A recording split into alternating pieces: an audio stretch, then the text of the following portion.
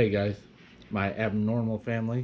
Got another video for you, even though YouTube has not been sharing out my videos and have slowed us down a little bit on the views, which I'm sure that was probably their plan. But anyways, we're going to push through this again as we have many times, and I'm now uploading on Rumble. So if we have to, we'll go to Rumble to get around this. Um, we're doing really well, guys. This channel has really blown up in the last few days. I don't even know how to thank every one of you. It's just heartfelt, everything y'all have done, all the people that subscribe to the channel, all the support we're getting. It's going to open doors up for a lot bigger investigations. And whenever I show you one of the investigations I've been working on so hard, you're going to be so surprised. It's something that me and another colleague, I won't mention her name, worked on a long time. And, you know, I hate that she didn't get to see this through, because she'd be going crazy right now. She could see the things that have come to light and that are coming to light and that I'm still working on. It's going to be amazing. But anyways, guys, I want to get into this one. The name of the person in this was John. There was no last names. He wanted to remain, I believe, anonymous. Location, Wisconsin. The woods near, I believe it's Siren is how it's pronounced, I hope. It was an encounter. John was playing with these airsoft guns with his cousin a few years ago when they were kids. They were running around the cabin when John decided to make use of the camouflage coat he was wearing and run into the woods to try to get the advantage. After playing and running for some time, he called timeout to catch his breath. It was at that point that he noticed the woods became silent. He knew from his experience in the woods that this means there is a predator around. In Wisconsin, that could be anything like a wolf, bear, coyote, or even a mountain lion. According to John, that he saw didn't look like any of those things.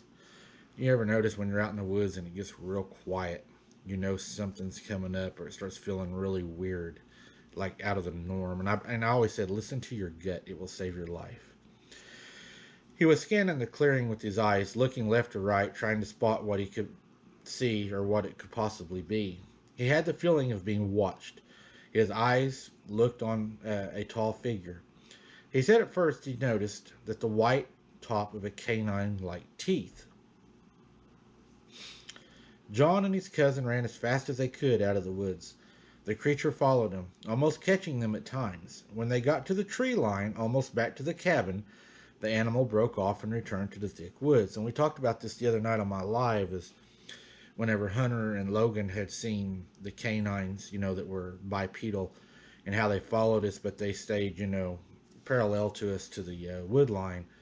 And we believe that the reason they do that is from the old Indian stories. And when the Indians were able to get firearms from the white man, that they were able to shoot them in the open. And these creatures later learned that being in the open was bad, that they would use the trees for cover to break the line of sight, you know, line of being able to fire at them. And I think they still remember this and still use this today, is why they don't break that wood line. So maybe running into the open, if you are being chased, may be something that could save your life. Maybe. I'm not, it's a theory at this point. John and his cousin ran as fast as they could. They ran to their cabin and they told their grandparents that they had seen a bear, because they knew they wouldn't believe them. Later, John confessed to his mother that he saw something that was strange and terrifying in the woods. He told his mom it wasn't a bear, and it looked like something more sinister. Then when she told her son she had a similar encounter in the woods years ago. He told her that what he seen was standing bipedal. It was approximately 8 to 9 foot tall. It had a short snout, long arms, with long nails. It almost looked like a werewolf, but crossed with a baboon. Again, the Indians say these are all in the same. What do you think? His mom said she was driving her back road one night when she saw what looked like to be a wolf standing in the middle of the road, only it was twice the size of a wolf. It looked evil, and it charged her car. She was able to get away unhurt, but she was shaken up following that, as it had hit her door and tried to enter her vehicle. You know, I've had them try to enter my vehicle, like, you know, I was telling you in one of my stories, where it hit the side of my truck and we heard the button go in and jerked on the truck. So they will try to get in your vehicle. And you know, it reminds me of a story at my granny's when my mom, she was younger. She was playing out by the barn behind the house, and there was tall weeds all around the barn, you know, and then the field. And she was playing up there, and she heard something breathing, something large, and it scared her. So she started walking toward the house, and she said as she was walking, she could hear it walking. So she began to walk faster. It would begin to walk faster. So she started to run, and she could hear what she thought was it running, and so she would stop, and she would hear it running, and it would stop. It started pacing her. When she would run, it would run. When she would walk, it would walk. She finally made it to the clearing of the backyard where they would mow that would separate the backyard from the field.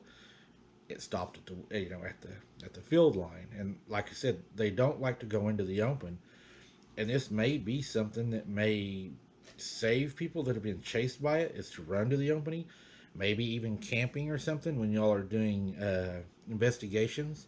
Maybe place your tents maybe in the opening and monitor the wood line. I'm not sure yet, but I believe it's a starting point.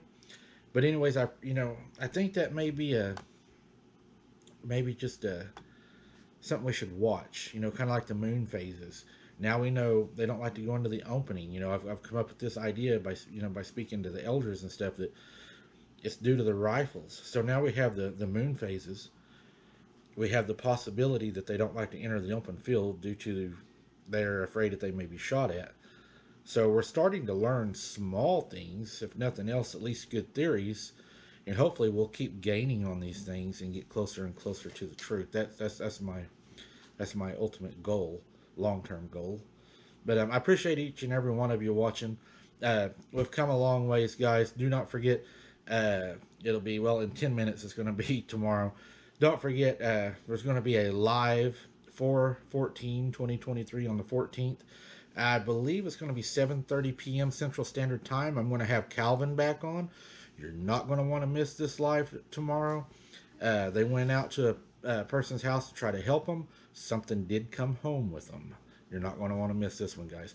I appreciate each and every one of you. Until next time, keep your head on a swivel. Don't be something's meal. See you on the next one.